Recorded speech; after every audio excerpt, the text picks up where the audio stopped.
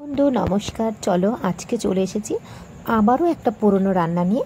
তো ভিডিওটা একদম স্কিপ করবে না বন্ধু, পুরোটা দেখো, তাহলে পুরনো দিনের রান্না সম্বন্ধে তুমিও অবগত হবে।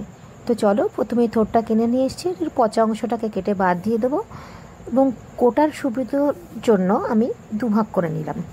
এবার দেখো ওর গায়ের যে তেলা ছালটা আছে সেটাকে কাটবো।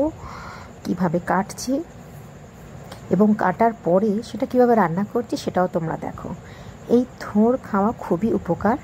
তো তোমরা জানো যে কলার যাবতীয়, কলা গাছের যাবতীয় জিনিস, কলা থেকে মোচা থেকে, মানে কলার ফুল, কলার কাণ্ড, কলার পাতা সবই আমাদের দৈনন্দিন জীবনে খুব উপকার করে। তো সেই হিসাবে এই থোড়টা খুব উপকারী। তো চলো আজকে উপকারী রেসিপিটা তোমাদের কাছে নিয়ে এলাম। তো কীভাবে রান্না করছি দেখো। আমি এটা আজকে পেঁয়াজ দিয়ে রান্না করেছি। তো তোমরা চাইলে আদা রসুন দিতেই পারো, কিন্তু আমি এতে আদা রসুন দিইনি, জাস্ট শুধু পেঁয়াজ দিয়েছি। আর ওটাকে ভেজে নিচ্ছি, হলুদ দিচ্ছি, তারপর লঙ্কা গুঁড়ো দিয়েছি, জিরে গুঁড়ো দেবো, ধনে গুঁড়ো দেবো, আর একটু নুন আর একটু চিনি, ব্যাস। এবার মশলাটাকে ভালো করে কষিয়ে নিতে হবে।